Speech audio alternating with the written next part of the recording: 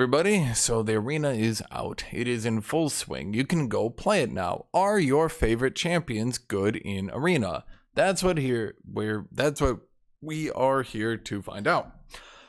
The Riot has released a list of champion changes for the arena. It is quite long, it is quite in-depth, and yeah. So I've put some time into the arena, so I have like some opinions here. I've tried a lot of these champions, a lot of the changes. You guys who are watching me probably just watched me do that live. I'm gonna give you my opinion. I'm not gonna do like a tier listing, but I'll give you my opinion on like this champion will be good now, this champion won't be good now, stuff like that. And we're just gonna go through all the different champion changes. It's gonna be a while, but a lot of these changes were actually pretty cool and caught my eye, and I then went and like played the champion. I was like, oh, that's neat, that's kind of fun to do, right? So with that in mind, we're going to start going through all these changes. So first up, we have Aatrox. I have no idea what's going on with Aatrox. This E recharge time, the 26 to 10 was from when his E had 2 charges, like 2 years ago. They listed this. They both have an internal like document that I was looking at here. Both in this internal document,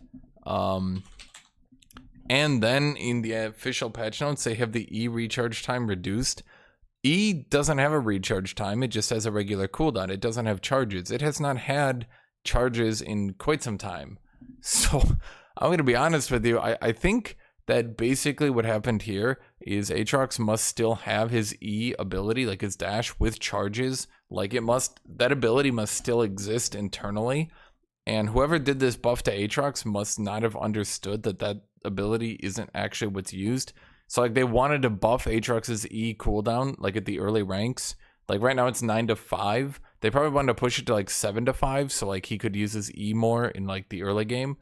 Unfortunately, I don't know what they did, but that's all I can think. Now, what did they do for Aatrox? His E healing, that's when he's not in his ultimate, went from 18 to 24 to 20 to 32. That's right.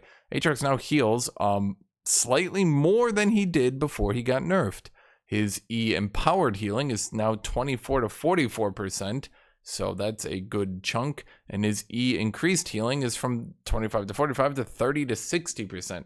So the amount Aatrox heals right now in the arena is significantly more than live. In addition, his R bonus AD is from 20 to 45 to 30 to 55%. So particularly if late game Aatrox hits those late game Qs, they kind of explode everything.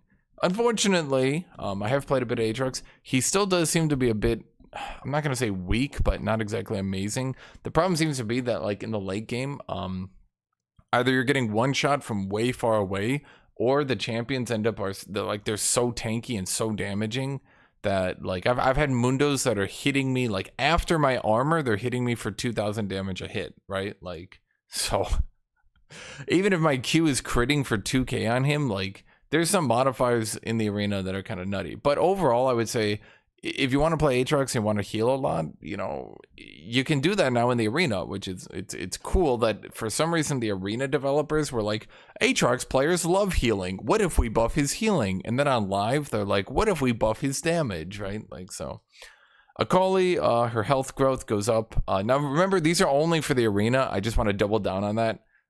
These changes are only for the arena. They're only going to hit and they're only going to impact the arena. So like if you think this is gonna like impact live or anything like that, like no it does not. Sorry, my hair is a bit. So this only impacts the arena. Okay.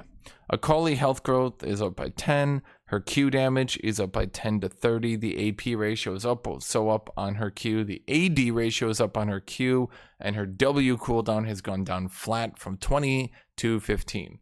For every change from here on out, just make a mental note. When they say the ability haste is going to 0, what they did in the previous iteration of the arena is they gave certain abilities either positive or negative ability haste baseline. The problem with this, obviously, I'm not gonna like explain the math, but basically it means that if an ability had positive haste, that meant it scaled worse with ability haste than other abilities. So it was a nice band-aid, but giving abilities just straight lower cooldown is obviously the significantly better solution to the problem, and it means that these champions continue to scale. They continue to scale with ability haste, you know, as good as other champions do. Okay. Akshan, more health growth, more AD growth, and then more AD ratio on his E. So I'll just say here, this Akali change, it's like, okay. Fundamentally, the problem with Akali is like the problem of a lot of these champions. Mages are good if they can poke and kite and stay away, and there's a lot of augments that like double down on that. Like the augment where you can get an Ezreal ult, or the augment where like you shoot a second ability after hitting a long range ability, right? Like those are very powerful and make poke mages extremely powerful. And one thing I did notice is, let me try to find it here. They do categorize mages into, they have poke champions, and then they have AP poke items. So poke champions are actually categorized differently. So like Lux can actually get different augments than Akali. Lux, Vel'Koz, Xerath, they get different augments that are very powerful. And the problem is the AP melee champions are very, very powerful if they get to fight like a squishy comp. But if they have to fight something like Mundo or, you know, stuff like that, there's just not a lot they can do. So is this going to make Akali better? Oh, yes, definitely makes her better. Does it make her viable? I think if you see, so basically because champion picks are now done, you see like half the champion picks, then you get to pick, right? So if you pick Akali as like a counter pick, like I'm going to call it a second slot pick. If you see some squishy champions for Akali, then go for it. But I don't think like first picking Akali is a good idea still, because you could first pick Akali and you end up fighting a bunch of tanky teams. And like even with these buffs, like it's just not going to be enough. Like, yeah. These Akshan buffs, he has more damage, he has more health. It's like kind of hard to knock teams out of the game, right? Like you need a team effort to knock teams out before the later rounds.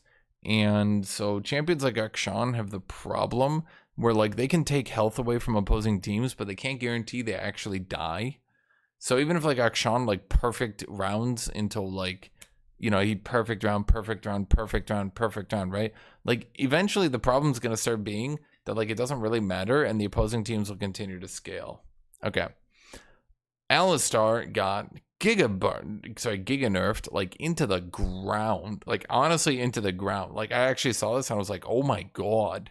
So his W cooldown, instead of 14 to 10, it's going to 26 to 16. So, like, even if you have 100 ability haste, his W cooldown is going to be 8, right? Like, you're going to need, like, 700... You're going to need a lot of ability haste to get this ability down to the cooldown it used to be at, right? And so, that's pretty brutal. In addition, his ultimate cooldown from 120 to 80 to 180 to 120. So, good luck. You'll have to get 2... plants to get to a second ultimate. There's no way you're getting 3 plants and then waiting a little bit. That's not happening anymore. So this hits Alistar really hard. To be honest, I think Alistar was like a fun champion and is a fun champion, but the problem is that like if you're not prepared for Alistar, like if your team doesn't have ways to deal with him, he just kind of rings you out, especially like if his ally is like working with him, and it's not really fun. It's like fun to do, but it's not fun to fight. So I think it's a good thing that they kind of just smashed Alistar here. What I would like to have seen though is maybe like they buffed the healing on his passive, or maybe made his passive take like stacks to heal. So like he had an alternative way to play. Rather than right now, he doesn't really have an alternative way to play. His only way to play is just significantly weaker. Yeah. Annie, so basically what they're trying to do here, and this is for every champion, rather than just damage dealt modifier, damage taken modifier, ability haste modifier, like instead of those, they're just going to adjust the champions themselves. So Annie's stun is now stuns for less. Instead of 1.25 to 1.75, it's just 1 to 1.5. So a 0.25 second loss on the stun duration. Then her health growth is down by 10 per level. Then her Q damage is down by 10. Her W damage is down by 10 to 30. And the AP ratio on both of them is down as well. So that's a pretty big hit to Annie. Yeah, that's all I have to say. That's a pretty big hit to Annie. Does it balance her? I don't know. Certainly, if Annie fights the right team comps, like, she won't be able to do anything. But if she also fights the right team comps, she just sort of kills you from full with very little counterplay, because Tibbers just runs around. And, like, in live, like, if you're playing Summoner's Rift itself, you just walk away from Tibbers when you engage on Annie or stuff like that. But in this, she summons Tibbers down, it runs away, Tibbers chases you around, and, like, there's no, you know what I mean? Like, you're trapped in an arena with her. Like, at some point, you're going to have to fight Tibbers. And so, does this balance Annie? I don't know. Probably. I mean, this is a pretty big nerf here. Ashe is getting some significant buffs here. The W damage is going up by 5 to 25, and the AD ratio is going from 100 to 120. So Ashe will be poking significantly better. And then the stun duration or ultimate is going up by 0.5 to 1 second. So instead of 1 to 3.5, it's 1.5 to 4.5. The main thing here is that a point blank ult stuns are 1.5 because you're never hitting a long range ult in arena. Never, right? That's like, it's stupid, right? So effectively, the point blank ult is going to 1.5 second stun, which means that assassins and other champions, you have more time to fight back and kill and do stuff like that. So this helps considerably, and poking hit harder also helps considerably. They're also buffing the AP ratio on her ultimate, which like does nothing except make Silas randomly steal her ult and one-shot her. So I'm not sure why they're doing that. Bard is getting the passive chimes per upgrade from 5 to 4. Then his passive AP ratio is going up from 0.3 to 0.5. So a fairly significant buff on Bard. I don't know where Bard's at. He like got buffed weirdly on the arena, and he was like giga busted. And I'm gonna be honest, I don't know what happened after that. Blitzy Poo is getting some rather absolutely insanely significant buffs. He's getting 30 more health per level. And his Q cooldown's going from 20 to 16 to 13 to 9. So definitely with some ability haste, and ability haste will not be that hard to find. Let's be blunt here, right? It will not be hard to get to 100 ability haste. That puts his Q cooldown at 4.5, which is really significant. That's like a really significant buff. Does this make Blitzcrank good?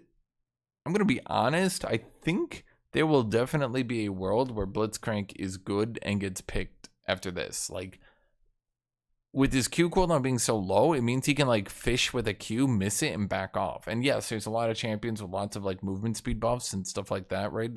But like the thing is, even if he's using his Q just as like a stun mid combat, he can definitely Q into a knockup, back off, Q into a knockup, back off. Like, you know what I mean? There's definitely a world where I see Blitzcrank getting used now.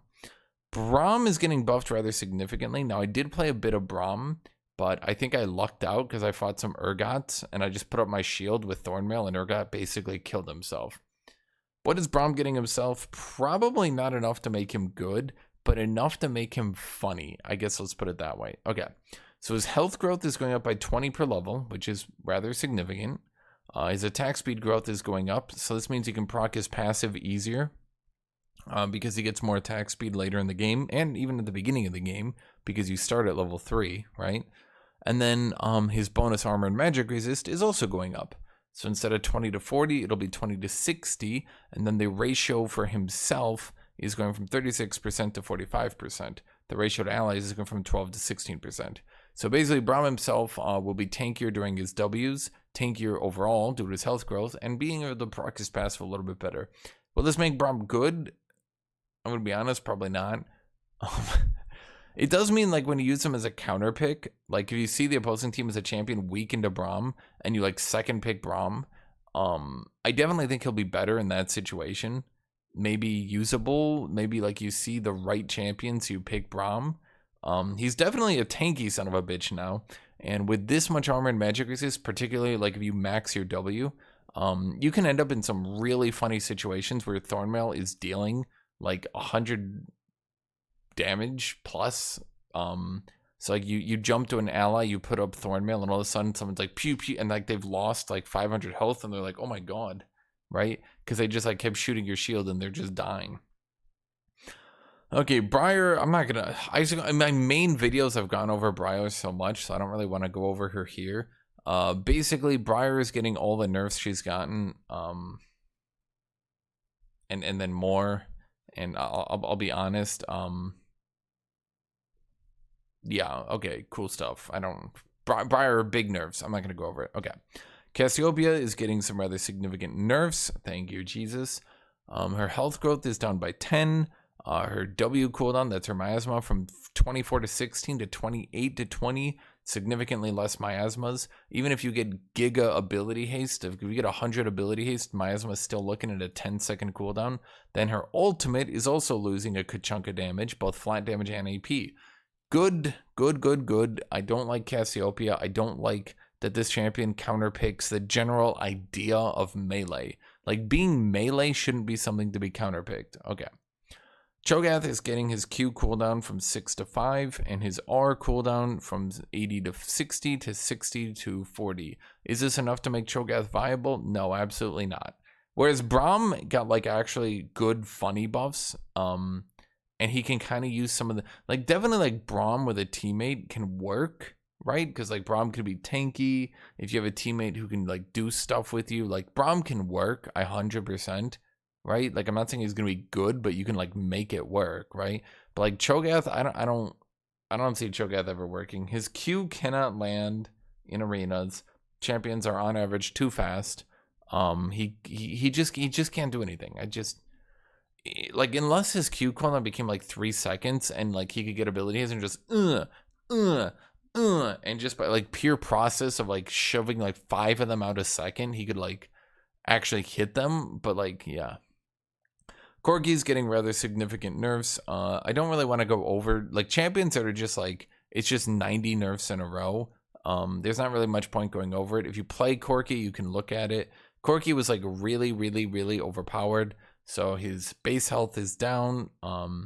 His package is doing less damage. His Valkyrie cooldown is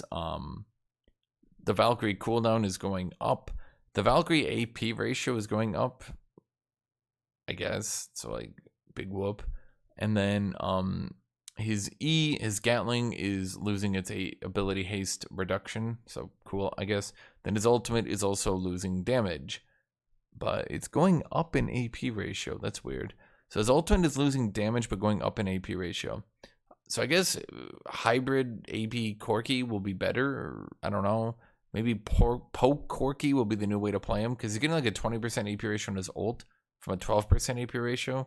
So definitely, like, Corgi will be able to poke more. But, like, I mean, it's a good buff. A buff is a buff, right? And yeah. So, but, you know, in total, they're trying to make AD Corgi, like, regular Corgi, worse. Okay.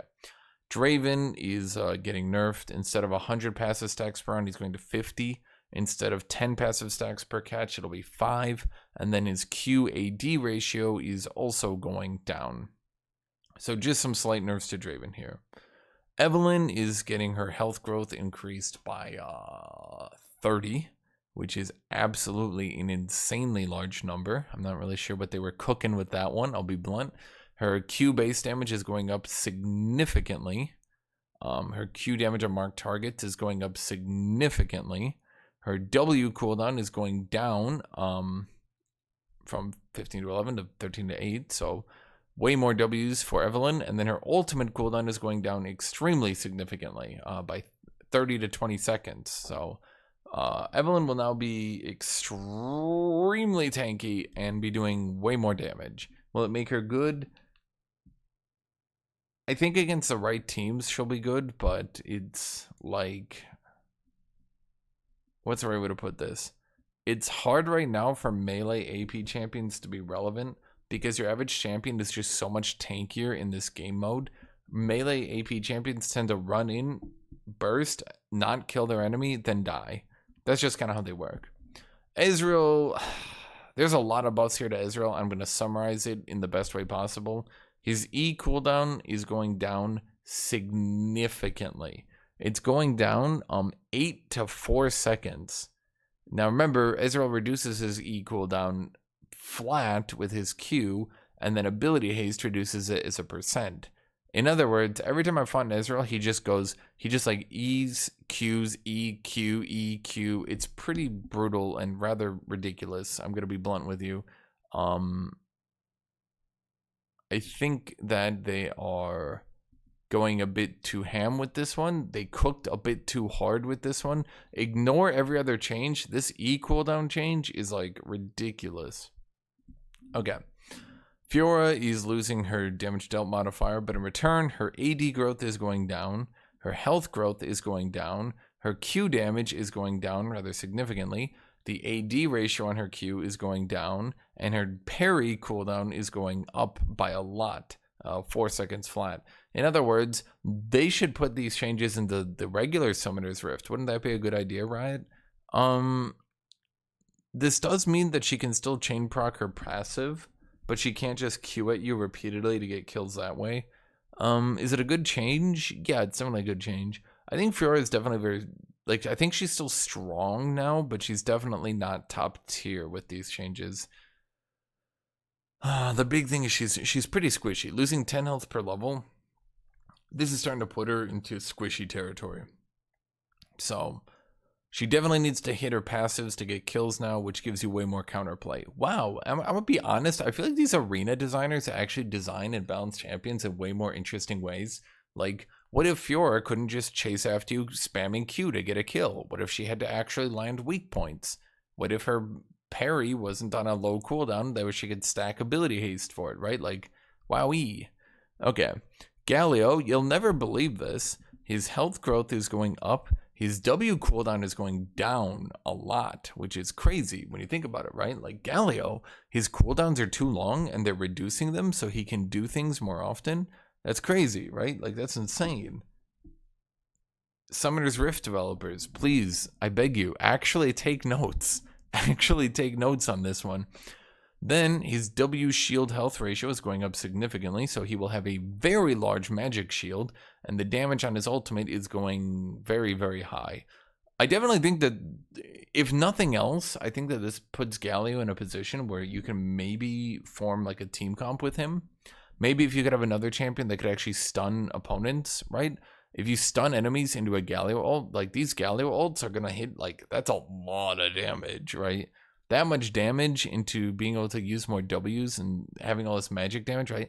Like, if you see an opposing team like open up with a Heimer as you chose like a CC team, you like second up this Galio, and man, he's going to be very, very tanky in this game mode. Now let's talk about Heimerdinger. His health growth is down by 15. The AP ratios on his turrets, the shot and the beam, are down significantly. The shots themselves are from a 35% AP ratio to a 25%. And then his E cooldown, that's his grenade, from 11 to 15.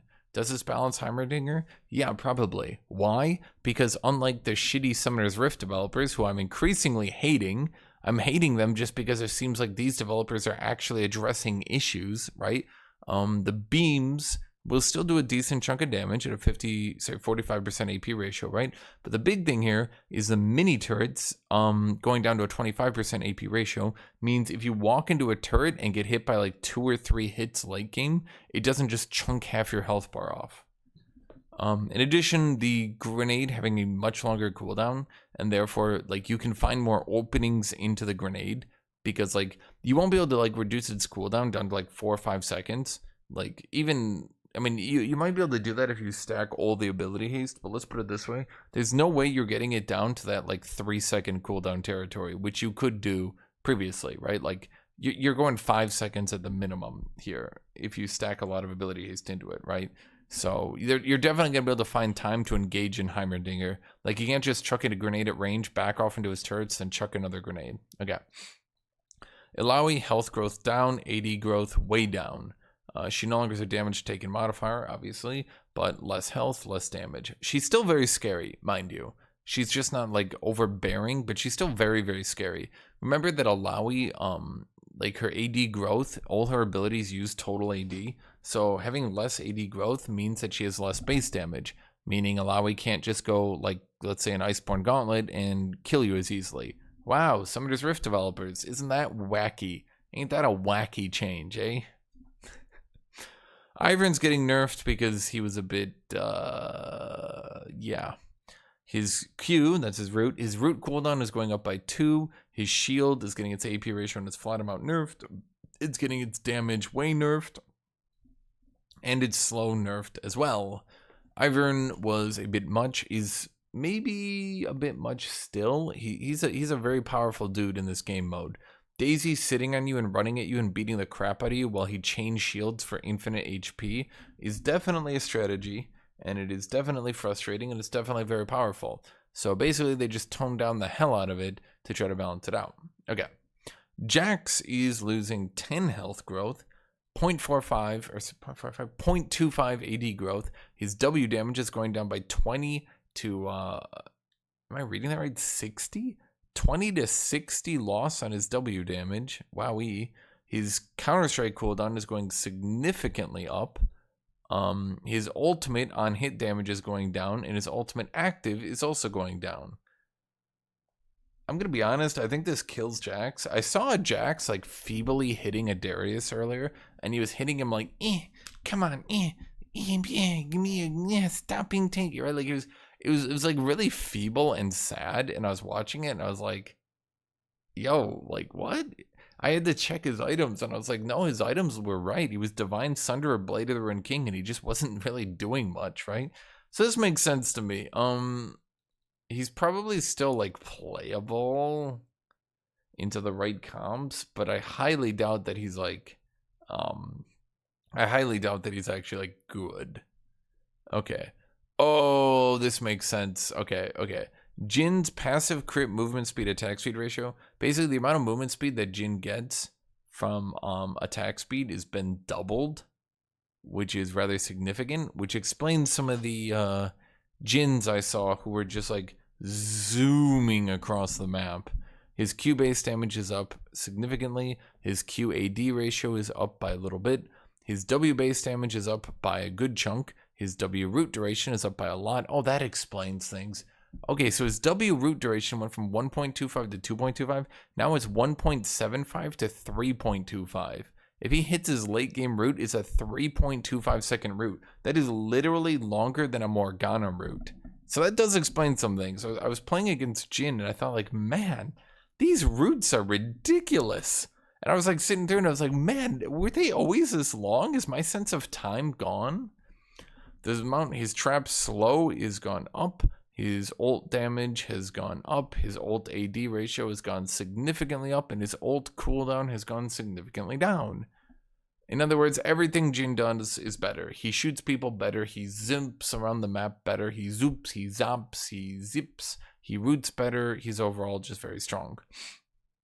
Jinx, more health growth, more AD growth, and her W damage has gone up significantly, and her R cooldown is down. Now, for those of you guys who don't understand, they removed the base attack speed buff that all ranged champions get from this game mode. Good. But because there's no longer a base attack speed buff, which is good, by the way, because it means that like AD carries can't just run up to plants and go boop, boop, boop, and then run up to the next one, right? But because they removed it, some AD carries like Jinx went from being quite good because they just had like a free 40% damage. They went from being quite good to, you know, maybe they're not the greatest. Now, I do think it's fair to buff Jinx. If she's overpowered, nerf her. Okay? Now, talking about that, let's talk about Kaisa. Kaisa's losing health growth. She's losing AD growth. And her Q individual missile damage is getting a nerf to its AP ratio and AD ratio. So since the last beta, there's no more base attack speed buffs for ranged champions. And Kaisa herself has been nerfed. So hopefully we don't see late game. This game mode is way more fun to me right now. Like I can't, it's considerably more fun. Let's put it that way, okay?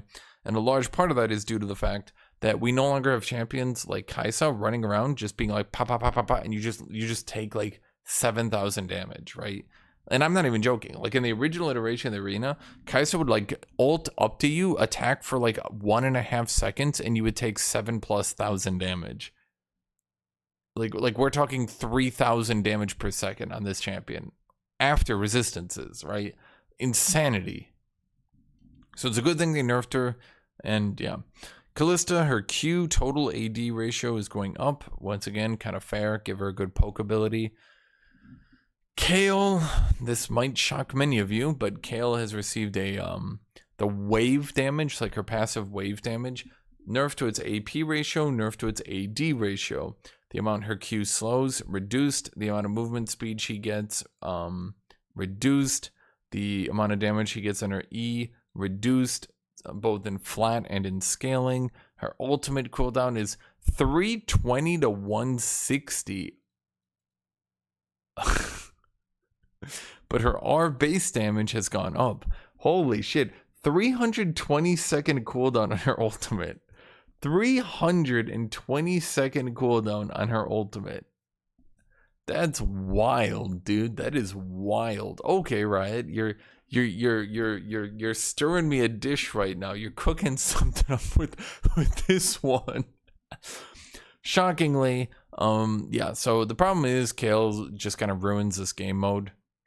Once again, much like I talked with Kaisa, when a champion is doing 4,000 DPS, it kind of ruins the game mode, and it means that, like, you either have to be like Gigamundo with like 5,000 healing per second to do anything late game, or like you just don't get to do anything, right? So taking these Giga champions and toning them down means the rest of the roster can actually compete. So I would rather see Kale be bad. I would rather see Kaisa be bad so that the rest of the roster could actually do something. Okay, Kane, shocking. You might not believe this. Let's see here. His passive orbs per round has gone up. He's lost his damage dealt modifier, damage taken modifier. Okay. Passive assassin out of combat window to reset passive. So instead of being out of combat for 8 seconds to reset his blue Kane thing, it's now 4 seconds, which makes it a bit more viable. The amount of magic damage he gets from assassin blue Kane form from 15 to 45% to 30 to 60%. So he does more damage in his assassin form. Darken Kane, his Q damage has gone down. Q darken damage. Oh, okay, so the base damage is down, the scaling damage is down.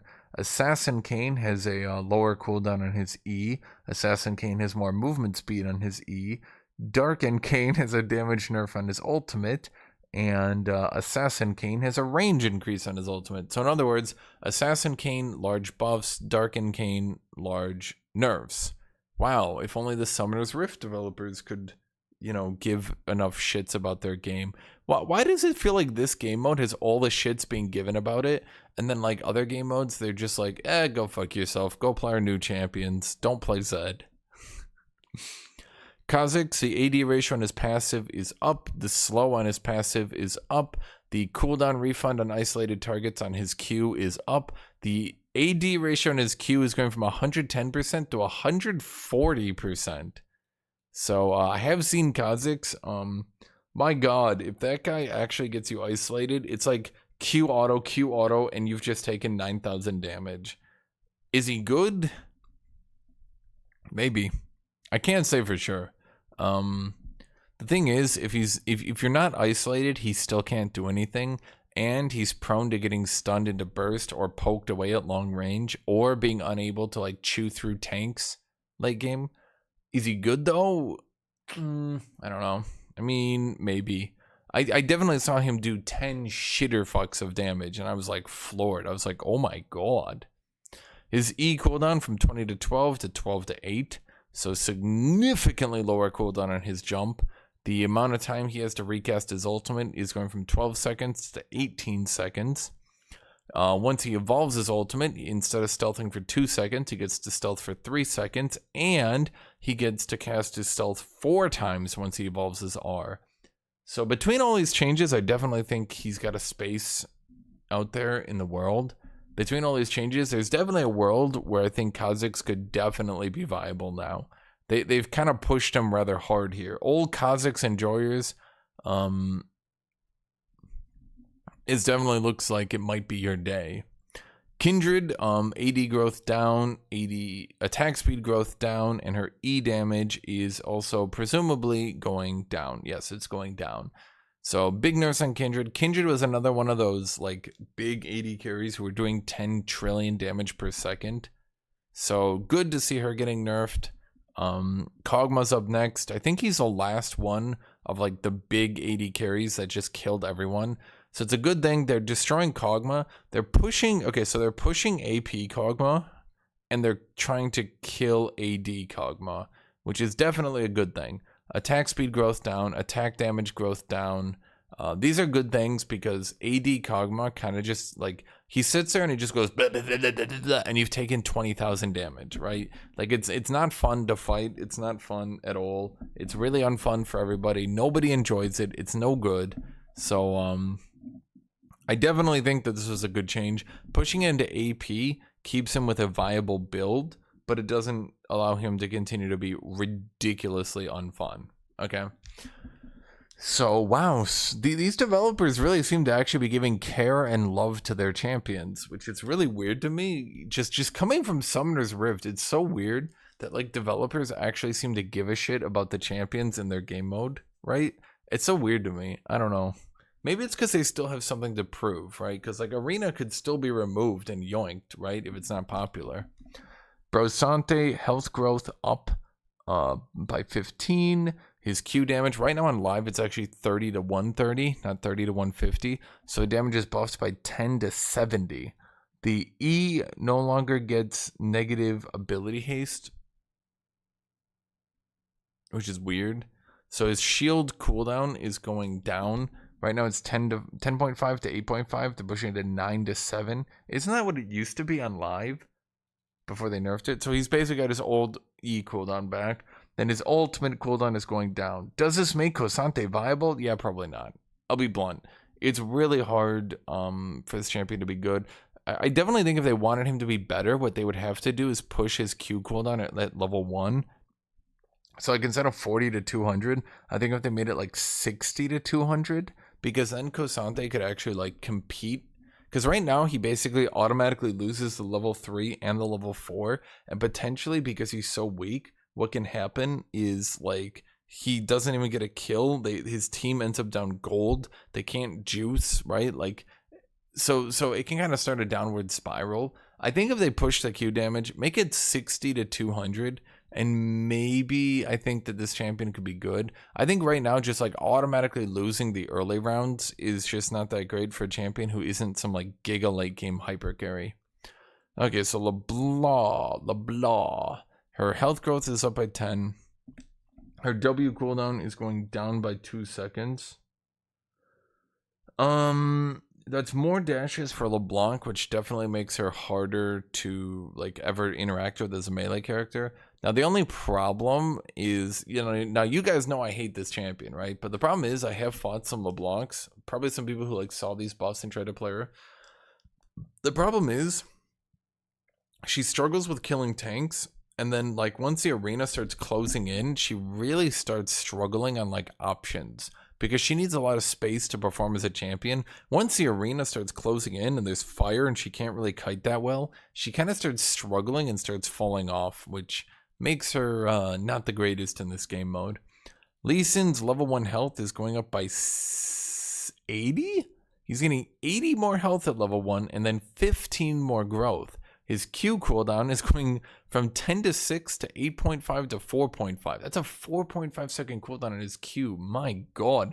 That dude, he's going to be like Daredevil. He's just like shoom, jump, shoom, jump, shoom, jump.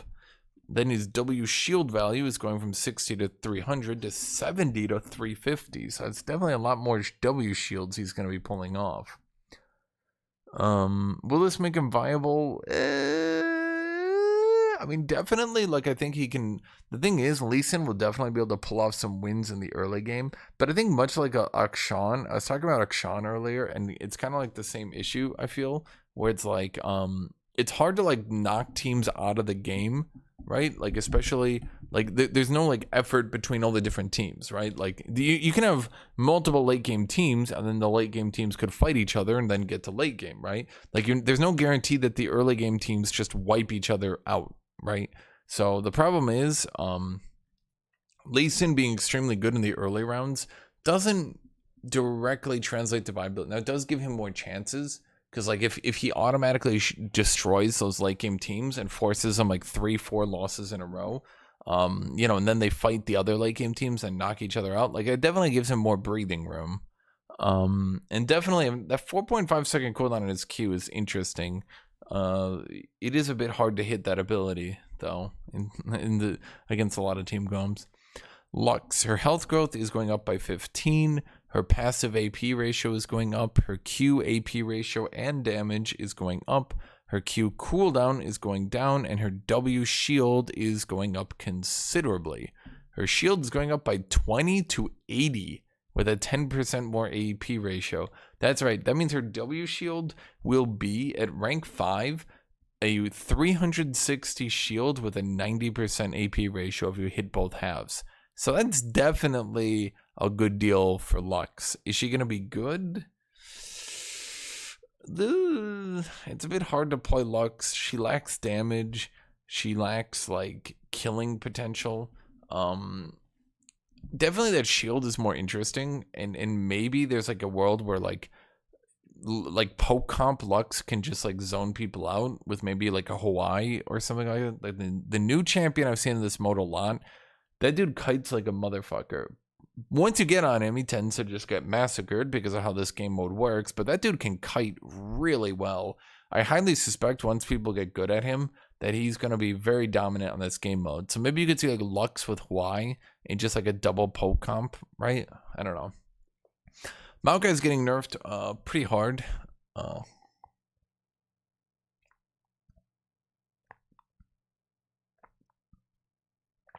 I need to water my mouth there. The cooldown reduction that Maokai's passive gets whenever he casts a spell or gets hit by a spell is going from 4 seconds to 3. So it's significantly less passive procs for Maokai. Then the base damage on his Q is going down by 30 to 90. He's losing 90 damage. No, not 90. 110 damage. He is losing 30 to 110 damage on his Q. That feels a bit excessive there, right? I know Maokai and Alistar were like kind of hated because they both just wrung you out repeatedly while being very tanky. But my god, did you give him any other way to play the champion? Like you nerfed his healing, then you giga stomped his damage, and then it's not even, you didn't stop there. His W cooldown went from 13 to 9 to 15 to 11. I feel like you might have hit Maokai a bit hard here. You might have slapped him a bit too hard. You spanked him, and his ass is pretty red on this one, right? I'm not going to lie. Okay, so Mast E, attack growth down, Q damage way down, the base damage and the AD ratio, and then the E base damage down as well. This is good. Mast E was I think this is finally the last of the like the giga damage champions, if you know what I mean. The champions who are just doing 4,000 damage per second and kind of just making the game mode unplayable for everyone. Okay. Misfortune's getting some big buffs. Yeah, I mean, she's kind of really bad in this game mode. Her AD growth is up. Her health growth is up. The AP ratio on her Q is way up. I'm not really sure why. The AP ratio on her E is up, and the AP ratio on her R is up. I think what they're trying to do is they're acknowledging that like Misfortune is not going to be viable as an AD champion in this game mode. Like it's just not going to happen. So what they're doing is they're pushing like the more pokey, kitey AP Misfortune by giving her, 90% AP ratio per second on her E, by pushing her R to have a much higher AP ratio, to pushing her Q to having a higher AP ratio, then giving her more base damage. I think what they're trying to do is they're just trying to push AP Misfortune. That's probably the best way to go about it. It might not be the most fun to fight, but it at least has gameplay. The problem is AD Misfortune runs up and shoots you, and that's all she can do. If you just kill her, then she dies. She doesn't really have any tricks, right? She doesn't really have anything. Like, she's there in team fights to do, like, make it rain into her ultimate for team fights. But, like, in a 2v2 game mode, what is she going to do? So it does make sense that, like, the developers are, you might be shocked by me liking this. They're looking at the champion and they're like, man, how do we make this champion viable? And they're actually trying to make her viable in a different way, which is shocking that developers care about their game this much. I know, it's shocking. I'm shocked right now. Okay, the Fury, because of all her nerfs on live, basically sucks in this game mode hard. So what are they doing? I mean, look at all these buffs. These are old buffs. Health growth buff, passive pack mate bonus AD ratio buff, Q first damage buff, Q second damage buff, Q bleed damage buff, Q heal buff. R shield buff. And these are all large buffs, mind you. So Neferi fans who actually want to use her as like a fighter again and not just like a jank roam assassin, I guess this game mode is for you, because her Q has 1, 2, 3 buffs, 4 buffs. Her R has a buff, her passive is a buff, and her base health is up by 20, which is significant. Nami, her Q AP ratio from 50 to 70. That's a pretty good AP ratio. Her W damage up by 15 to 35 with a 10% AP ratio buff. Then her W heal up as well, rather considerably. Wowee. That is a 15 to 95 buff to her W heal with an AP ratio buff on it as well. This really shouldn't shock you. Nami was pretty bad in this game mode. End statement. She was like really bad. They probably didn't even go far enough. She was like really, really bad. And is this going to be good enough? Maybe. Probably not, though. Probably not. The AP ratio buffs definitely make her more viable, but like in regular Summoner's Rift, her AP ratios suck because they don't want like top Nami where she just W spams people. They don't want that. But in this game mode, even with all these huge buffs to her AP ratios, they're still really not that good. Like at the end of the day, these AP ratios, they're good, but they're not really that good. Nautilus is getting some rather significant buffs here. If you ever want to play Misted Nautilus as he was intended to be, lore accurate Nautilus, if you will. His health growth is up by 20. The cooldown on his passive is going from 6 to 5. Then his W shield is going from 50 to 90 to 80 to 160. That is a 30 to 70 buff to his shield. Then the health ratio is going up by 1%, so from 8 to 12 to 9 to 13. Then the damage on his W is going up by another considerable bump with a pretty good AP ratio buff as well. From 30 to 70 damage to 40 to 100 damage, AP ratio from 40 to 55%. So definitely Nautilus here getting some rather good buffs. Even if Nautilus doesn't build AP, you have to remember there's a lot of like augments that give AP. That's something to consider for all of these people, by the way. It's something I didn't really mention with all these other people as well. Even if your AP is getting buffed and you don't really build AP, there's lots of augments. A lot of augments give AP, right? So merely having better AP ratios is pretty good for Nautilus, even if he's building pure support tank. So, yeah. Nunu and Willem, this is a dude I tried. He is... I'm not saying you should play him, but like he's way more fun. His Q cooldown is going down from 12 to 8 to 9 to 5. 5-second cooldown on his heal at max rank. With a lot of ability haste, that gets funny, right? Now, I should mention here, and this is another thing, his heal, they don't mention in these patch notes, his Q heal on champions is increased substantially in this game mode. Like, it's like doubled. So, live, his cooldown on his Q is 8. It's going to be 5. So, it's nearly half the cooldown with double the healing. To put it bluntly, Nunu heals a lot more in this game mode. It's really funny. I don't think he's like top tier. He's like close to top tier. He's like a firmly mid-tier champion right now, but he's like fun. It's like fun to just like do funny things with Nunu. Like he's definitely good enough to have fun with right now. Then his W maximum AP ratio is going from 150 to 250%. So if you build AP, then his snowball hits harder. It's not really a big deal. Really, the big deal is just a Q cooldown coming down so low, even after they buffed his Q earlier. Okay. Orin's getting a large buff here, but it's not really that big a deal. Basically, the passive stat amplification per mythic upgraded is going from 4 to 6%. So every time he upgrades a mythic, his base stats will be increased by 6% rather than 4%. Orin can now only get stat amplifications for upgrading a maximum of 2 mythics per game. If Orin or his teammates acquire the mythical augment, this cap will rise by 5. Players can no longer buy another copy of the same mythic with mythical after upgrading the first one. Okay, so in other words, if you get mythical, Orin can upgrade 5. Otherwise, he can only upgrade 2 because 2 players. Do you get it? Okay. Then each one you upgrade gives him those stats. So default Orin should have 12% bonus stats from his passive, plus a base amount should be 10%. Let's say changed it. So base Orin can get up to 22% stat multiplier, but if you can find the mythical augment, then he can get to a 40% increase to his base stats. Well, not his base stats, his defensive stats, I should say. So Orin is now, I don't like how they're doing that, unless like Orin always finds mythical. It seems kind of lame that like he's just fishing. If he gets mythical, he gets to be this giga champion, and if he doesn't get mythical, he's pretty shitty.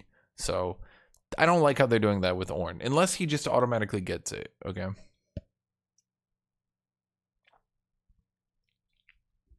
Okay, Pantheon's health growth is going up by 11. And then his Q cooldown is going down by 1 second. Now his Q already gets his cooldown reduced if you tap it. So going down by 1 second is a pretty good deal. Then his ult cooldown is going down insanely low because his ult is pretty useless in this game mode. But if you can ult twice, maybe it's not useless. I don't know. They're kind of just cooking with that one, right? They're just throwing shit at the wall. They're just seeing what happens, right? They're like, if we make his ult cooldown super low, maybe it'll do something. Okay. Overall, I don't think this really impacts Pantheon that much. He's pretty bad in this game mode. His E cooldown is a problem. His E is way too long of a cooldown, and after you use it, it doesn't do anything. But the problem is, Pantheon just contributes to funny one-shot builds. Like, he doesn't actually build Bruiser, he just goes funny one-shot build, and I don't think people like that.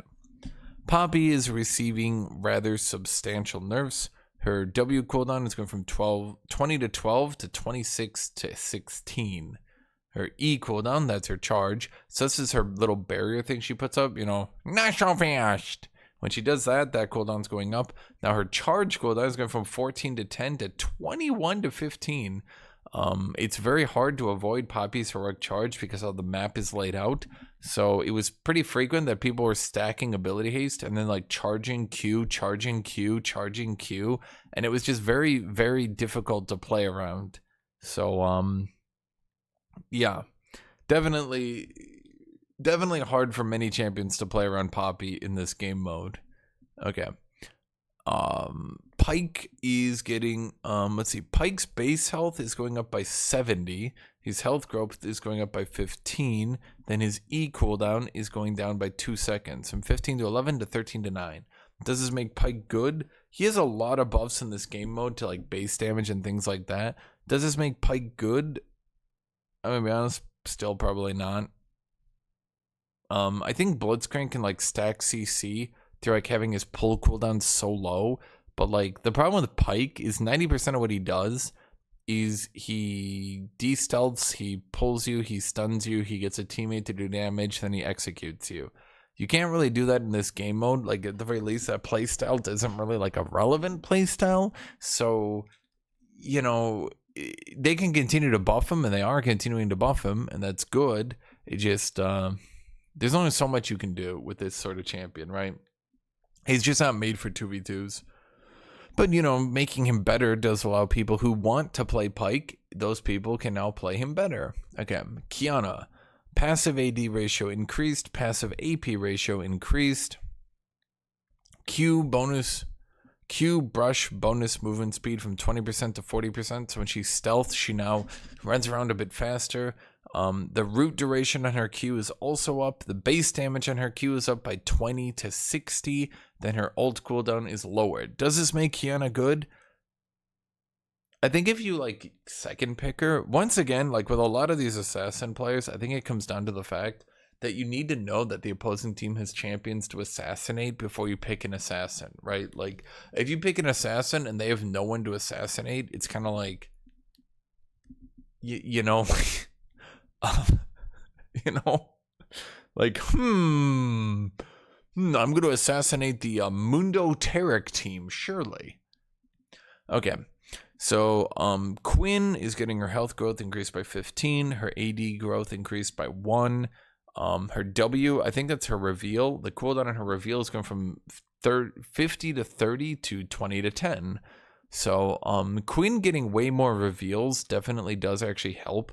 It does mean potentially, you could do like Quinn with a poke champion.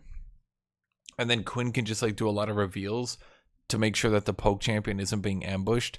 It definitely opens her to like being picked more. I guess. Like, it makes her more viable. I'm not saying it makes her viable, but it definitely makes her more viable. Like, I can hypothetically see some situations where, like, you can, like, second pick Quinn with a poke comp because, like, oh man, I see they went an assassin for some reason. They first picked an assassin. You know, I don't know, stuff like that. Raix, okay, so Raix is getting his health growth increased by, what is that, 15 more health growth. Q cooldown down significantly.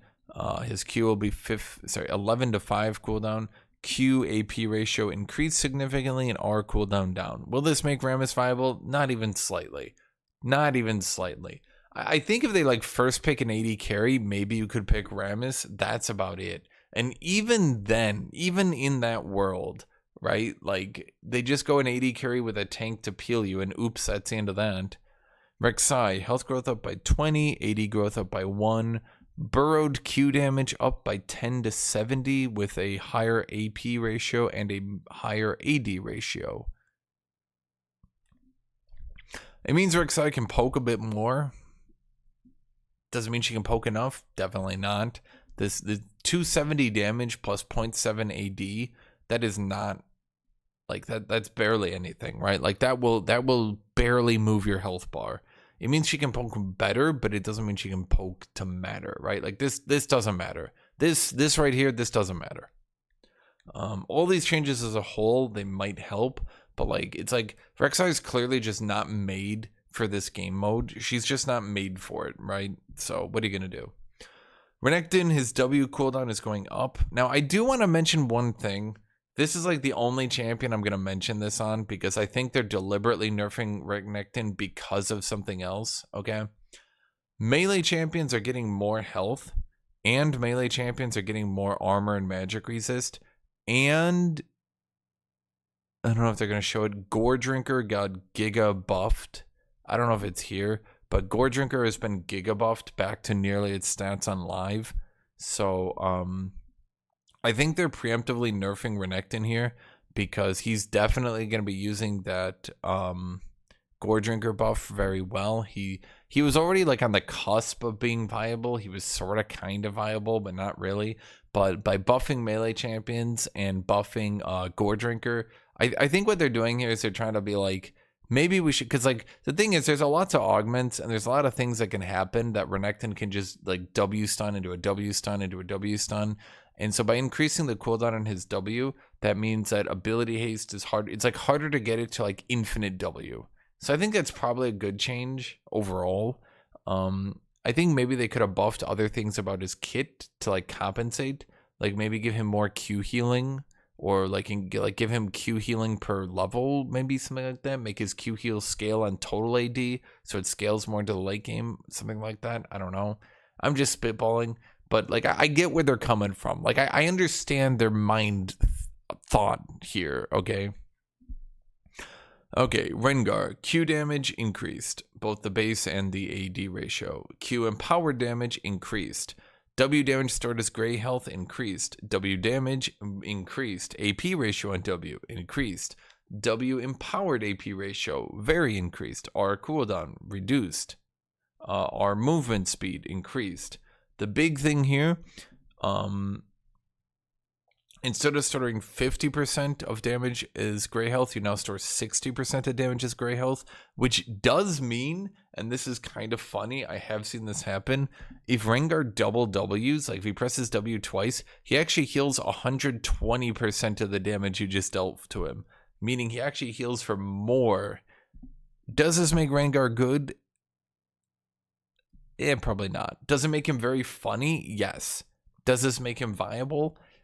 Maybe like on the cusp of viability. Like it's definitely I think like if you did like a funny comp where like you're doing like maybe you're trying to do like an Alistar knockout comp and you just need a second champion who like distracts them until ring out time starts. I definitely think it's funny. Like this is definitely a very funny thing. In Summoner's Rift, it's very frustrating and stupid, right? in this game mode, this is very funny, and I actually laughed when I saw Rengar healing more damage than we dealt him. He didn't really deal that much more damage back to us. Like, the amount of damage he dealt to us wasn't that much, but I started to laugh when I noticed what was happening, and I was like, oh my god, he's healing off our damage. Okay, Samira AD growth down, attack speed growth down, our base damage down. I know I keep saying this, but I think Samira was finally the last. I think this is finally the last Giga 3000 DPS AD carry that was kind of ruining this game mode. I think this is finally the last one. I know I said this 3 times now, but I think this is the one. Okay, Sejuani. Sejuani was one of straight up the worst champions in this game mode, period. So, what they're doing here is her health growth is going up by 30. That's a lot of health. That's nearly 600 health at level 18, like, just to be clear, okay? Like, that's a considerable amount. Her Q cooldown is going down by 2 seconds. That's her Stampede when she jumps forward, right? So that's going from 19 to 13 to 17 to 11. I would honestly have pushed it even harder. Maybe make it like 15 to 11. Hell, maybe even make it like 14 to 10. Just saying. Her Q damage is going up considerably. Instead of 90 to 290, 110 to 350, AP ratio going from 60% to 110%. Now remember, even if Sejuani is being built as a tank, and even if she's being built as a support tank, what you need to consider is, once again, a lot of augments give AP ratios, okay? So if she gets any of those augments that give AP ratios, this impacts her considerably, because it means when she Qs and she has like phenomenal evil or other augments like that, then now her Q hits like a truck. Then her ultimate cooldown is going down. Are these the buffs Sejuani? No, not really. Sejuani lacks a lot of things that would actually make her good in this sort of game mode. Once again, she's clearly designed as a 5v5 team fighter, right? So like, what can you do? How do you make a 5v5 team fighter viable in a 2v2 game mode without just making her like just making her the biggest stat check in the world? Well, it's hard to, right? You can't really do it, but they're trying, and you know, I get what they're coming from. They want her Q to be like a high damage nuke so that like you Q in and it like bursts people. It's not going to happen, but okay. Senna is getting more passive stacks per round. Bad change. Kill Senna. Make her be dead. Okay.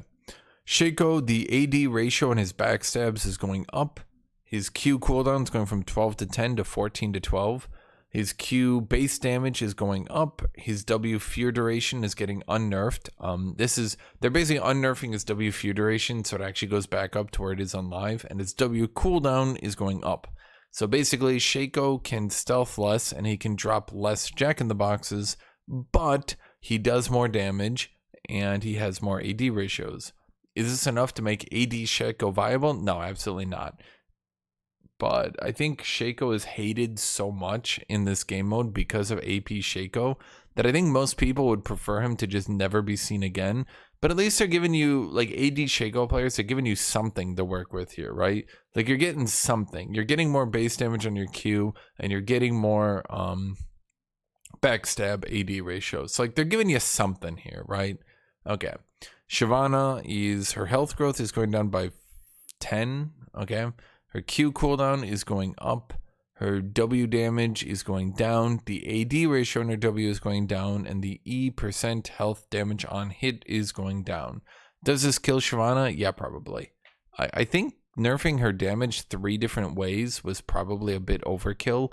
By increasing her cooldown on her Q, nerfing the damage on her W, and nerfing the damage on her E on hit, that's a bit brutal. Yeah. I don't think anyone's really been playing Shyvana. Like, I understand where they're coming from. Like, they're nerfing Armor Pen, they're nerfing Magic Pen, they're making melee champions tankier, right? But like, I get where they're coming from, but I just don't agree it was a great idea. Sion, okay. Now, here's one thing I did notice for Sion. In game right now, Sion is actually being categorized as a lethality champion. He can get some tank augments, but from what I've seen, he seems to be a lethality tank when it comes for what augments he can get. Okay, so you can grab Brutalizer on him. Like, you can get lethality augments on him. You can also get some tank augments, which I generally find useless because he cannot consistently land his Qs. Like Maokai and such, they can consistently just WQ, right? Sion can't do that. So it kind of makes those, like, if you immobilize an enemy, deal damage. It makes that kind of useless because it's like, if I can immobilize an enemy, I might be viable, right? Like, okay. So basically, his base stun time and his Q went up. If you full charge your Q, it's still a 2.25 second stun. But if you only do the 1 second charge, it's now a 1.75 stun. Does that mean full charging your Q is useless? For the most part, yeah, but we'll get into that later. In other words, it means if you get the minimum duration on your Q, it's now a 1.75 second stun. So minimum Qs are pretty good now. Then if you tap your Q, the AD ratio is going from 45 to 75 to 60 to 100. So at max ranks, tap Qs have the same AD ratio as an auto attack, which is decent. Here's the thing though. The max charge on your Q, the AD ratio is going from 135 to 225 to 180 to 300%. So the mid-range Qs are now hitting pretty hard right now. The damage on his Q is going up pretty hard. Titanic Scion Qs hit pretty hard right now. They definitely hit pretty hard right now. If you actually full charge your Q, you get absolutely nutty damage on it. Not that you'd really ever hit that, but you know, you could do a funny comp, I guess. The big buff is instead of getting 100 stacks per round, he now gets 150 stacks per round on his passive. That's just health. So he gets a good amount more health, which helps him with Titanic and things like that. The E base damage has gone up, which is cool, I guess. Instead of 65 to 205 damage, is now 80 to 300 damage. So it's 15 more damage at rank 1, which is where it'll spend the majority of the game, which is, yeah, I guess that's cool, I guess. Kind of a weird change. The AP ratio on his E is also going up a lot, which is like, okay, cool, I guess. Neat, cool. The minimum damage on his ultimate is going up a lot. Instead of 200 to 300 minimum damage, it's now 250 to 750. So rank 3 Scion, he just ults into you face first. It's now 750 base damage, which is a good chunk, which allows him to be a bit, and by a bit, I mean a lot more viable. Then the maximum damage is going from 600 to 1400 to 700 to 2100. Good luck ever hitting that max Scion ult. I'm sure we're going to see montage plays of like someone doing it with like a Lord Dominix and it one-shot someone and everyone goes like, oh, like, you know, but realistically speaking, if your opponents are humans, you're not hitting anything other than a minimum R or like a short range R. But basically, huge buffs to his Q damage, gigantic buffs to his ultimate damage, small buff to his E damage, buff to the amount of health he can stack, and a buff to his tap Q. Well, not tap Q, buffs to his 1 second Q charge stuns. Definitely significantly more viable, this champion. Definitely significantly more viable. He was basically completely worthless. Now I would say he's like mid-tier. I would have to play him more, but he went from completely useless, literally trolling your duo to ever pick them. Literally a funny champion to pick just to fuck with your duo. And now he's actually like a firm mid-tier. Sejuani definitely needed changes more like this. Like, Sejuani barely got anything, and Sion was like, kagoosh. Okay.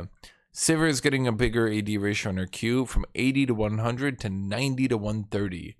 So, lethality Sivir, crit Sivir. Basically, Sivir does a lot more damage on her Q. Big damage, big damage. Okay. Skarner is getting nerfed. His Q is going from 1 to 3% health damage to 1 to 2.5% health damage. Then his E stun duration is going down.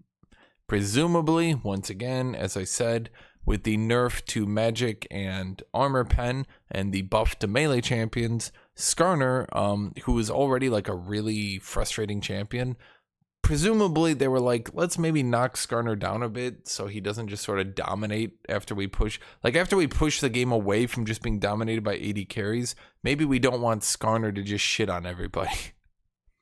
Okay, Talon is getting considerable buffs. The AD ratio on his passive is going from 2.1 to 3.0. That is a 300% AP ratio on his passive. So basically, if Talon bleeds you, he's basically cutting out both your kidneys and you're bleeding to death. The AD ratio on his Q is going from 100% to 130%. The W slow is going up. The W base damage is going up. The cooldown on walls is going down massively from 160 to 60 second cooldown per wall to 22 to 6 second cooldown per wall. So if Talon ever actually reaches the level 18, he can be hopping walls like a maniac. The R movement speed is going up from 40 to 70 to 60 to 100%. Then the R cooldown is going down. So Talon got some considerable buffs.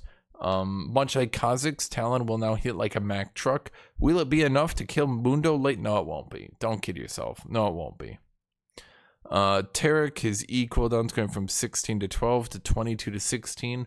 Overall, not actually that big of a nerf to Taric. He'll still probably be like relevant in some comps, but with Master Yi also getting nerfed, Taric Yi is probably not a thing. And I mean, I could see a world with him. It's just, yeah, you know, it's a nerf. He deserved a nerf because he just led to really unfun combos. Okay, Teemo's getting a nerf. His Q damage base is down. His blind, the AP ratio is down, and his blind duration is getting unbuffed. For instead of a 2 to 3 second blind duration, 1.5 to 2.5. Wow, that's crazy. Almost like that change never should have gone live. The Arena team, much better than the Summoner's Rift team. I'm directly comparing them, yes. Thresh, health growth up by 20. Sorry, 10, not 20. Health growth up by 10. QAP ratio from 90% to 120%. E passive AD ratio from 80 to 200 to 100 to 300. Then RAP ratio from 100 to 130. So basically, if you build Thresh, I think what they're trying to do is make you do Thresh more of like either an AP or like an AD build. They don't really seem to know what to do with Thresh. They're just like, screw it. They have some Giga AP ratio and AD ratio buffs and be a bit tankier. It's like, okay, you know, like, okay, like, so once again, he's like clearly a champion designed for like Summoner's Rift, pulling champions out of danger, like hooking enemies into a kill. Doesn't really translate well to a 2v2 game mode. I guess they could have buffed his shield really hard to try to like help like champions like Varus and Ashe be more viable. Varus, Ashe, Xerath, Lux, that sort of thing, right? I mean, maybe that's what they should do. Just buff the hell out of his shield so he can like shield them and pull them out of danger so he could just like support them to help. I don't know. Twisted Fate, QAP ratio up, Q base damage up. Instead of 60 to 220, 70 to 270. AP ratio from 90 to 100. E AP ratio down, but that's because the E base damage ratio is going from 60 to 165 to 60 to 265. That is a 100 damage buff at max rank. It would take 1,000 AP to equal that out. So basically, if you max E second or first or whenever, whenever you max E, it'll do a lot more damage. I'm not really sure why they did it like this, but okay. Twitch, oh, he's the last one. Okay, Twitch is the last super scaling. There were so many super scaling AD carries, dude. It's no wonder this game mode died. No one wanted to play AD carry enchanter every single game. So his health growth is down by 20, his AD growth is down by 1, his attack speed growth is down. Now his AP ratio on his passive is going up. His EAD ratio is down, his EAP ratio is up, and the amount of bonus damage he gets in his ult is up. So, in other words, Twitch will do considerably less damage. In his ult, he still does something. Other than that, it seems they're trying to push you to build AP Twitch. They're kind of just saying, like, look, guys, AD Twitch was super cancer. Do AP Twitch. It's, like, more fun for us. It's more balanced. Just do AP Twitch. Don't do AD Twitch anymore. Okay. Udyr, I'm not going to read through all of this. Okay, basically, I will have to read through all of it. Okay, so basically, Q damage down, Q2 damage down, W shield AP ratio up, W heal AP ratio up, R base damage up, R AP ratio up. Funny one-shot builds nerfed, AP ratio builds buffed. Everybody get that? Okay. Urgot nerfed. Health growth down by 10. Armor growth down by, what is that? 7.7? Armor growth down by point. Am I blind? Armor growth down by 0.7. 80 growth down by 1. Health growth down by 10. And when you activate his W, all the augments now do half damage, which is good because that shit kind of broke the game really, really, really, really bad.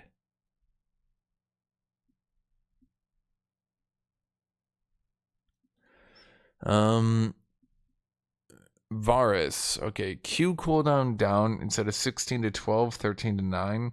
Honestly, with champions like this, I feel like they need to push them even harder. Because, like, if you're automatically losing the early rounds, it's just no good, right?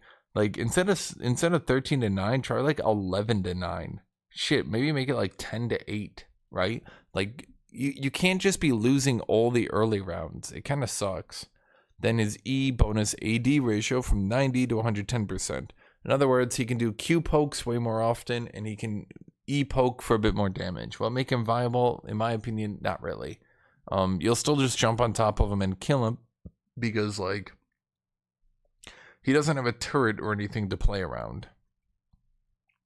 Vayne. Oh, Vayne is the last super scaling AD carry that ruined the game. Once again, you can tell how this game mode died.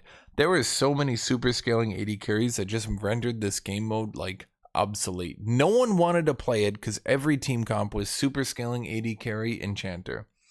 Health growth down by 10. Attack speed growth down, 80 growth down, Q bonus damage down, and R bonus AD down. Now, if a Rioter has ever made it this far in this video, I promise you, this game will be better if you just kill all the AD carries and do not let them be viable. And I'm not saying every AD carry, but the super scaling AD carries, they were killing the game mode. They were suffocating it. They were choking it into submission. I promise you, it was not fun and is not fun when super scaling AD carries are the most viable because they're super scaling AD carries. Like, I promise you, it's not good for the game. Okay, Volibear. Huge nerfs to Volibear. He had a lot of augments that just broke him, and presumably they're trying to deal with that. Okay. Armor growth down by 1, that's a lot. Passive on-hit AP ratio down by 10%, that's a lot. Q cooldown up by 2 seconds. Q bonus AD ratio literally reduced to half. W heal nerfed both the base amount and the missing health amount. E shield down from 14% to 11%, and then 10% less AP ratio as well. E damage down by 20 to 40 with a 10% AV. Oh my god. Okay, everything got nerfed. Everything on Volibear got nerfed. Everything on Volibear got nerfed. Unfortunately, Volibear scaled really well with a lot of different augments. And presumably, from how much they're nerfing him, he scaled a bit too well with way too many augments. Okay. Warwick E cooldown from 15 to 11 to 18 to 14. That's his horror. That's when he takes less damage and then fears you. Presumably, those sorts of abilities are kind of fine in team fights, but kind of get broken in 2v2s because you can't really focus him through it, and then he fears you, and then he does Giga Warwick bullshit. Okay. Wukonger, QAD ratio down, W cooldown from 22 to 14 to 26 to 18. Brutal. Then his R also does less AD ratio per second. So Wukong also nerfed. Bye-bye, Wukong. Xayah. Oh, Xayah was the last super scaling AD carry. My god, dude. Seriously, how ruined was this game mode by AD carries? I promise you, developers, you actually listened to my advice, or maybe you just made the right call. You know, hard to tell. But I promise you, do not return all these super scaling AD carries to being top tier. I know you're gonna be pressured. You're gonna have people being like, how come Xayah's not good in this game mode, right? You're gonna have all the Vayne players being like, she's broken in the base game, why isn't she broken here? Like, I promise you, developers, like, this game is better. The entire game is better when these champions are not top tier. because champions like Xayah, Vayne, Twitch, all these champions, they choke the hell out of champion diversity, and all the funny builds you can do, all the funny things you can do die out. All the funny augments you can do are no longer viable, because how can a funny augment compete with a Kaisa who can kill you 3 times in 2 seconds?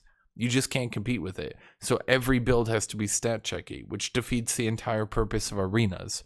Anyway, Xayah giga nerfed. I'm not going to go through it. All her damage got nerfed. Everybody got it? Okay. Xerath, 15 more health per level. W base damage up.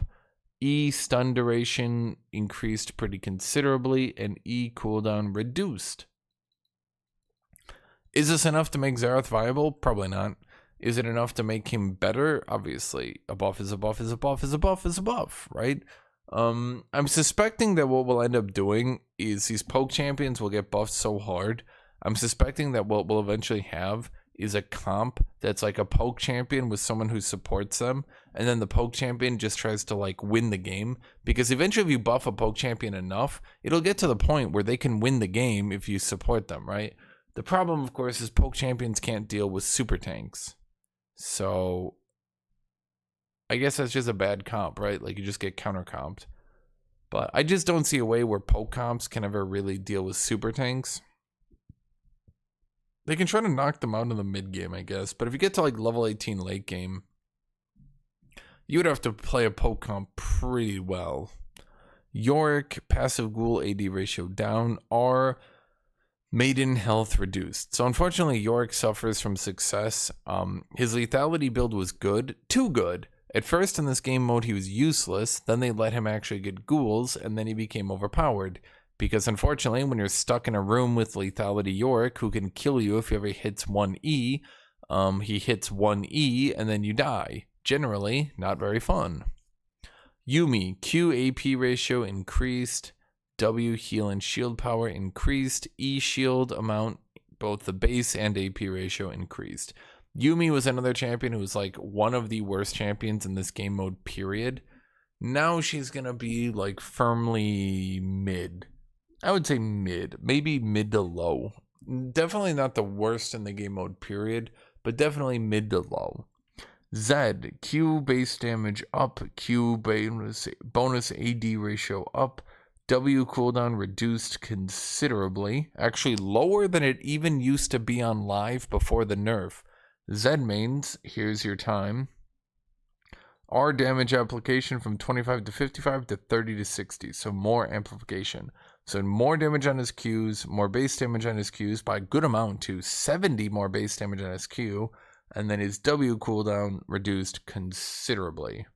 Ziggs, health growth up, passive AP ratio increased, Q AP ratio increased, Q base damage increased, W, that's his satchel, I believe. Satchel cooldown from 20 to 12 to 10 to 14. So way more satchels early game. And then his R damage, both the base damage and the enhanced damage, increased. Zoe, health growth up. Okay.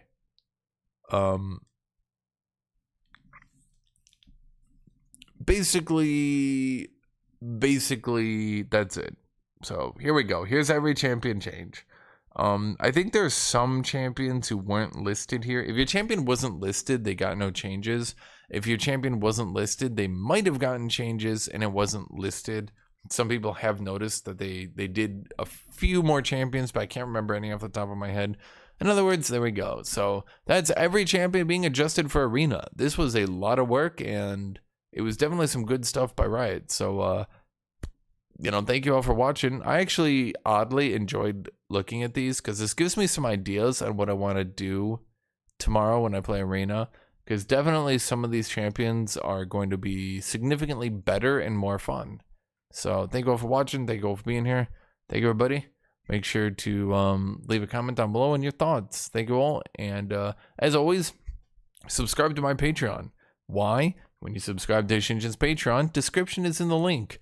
You support me and allow me to continue to make videos like this and afford my rent. Thank you for that. Thank you, everybody. Have a great rest of your day.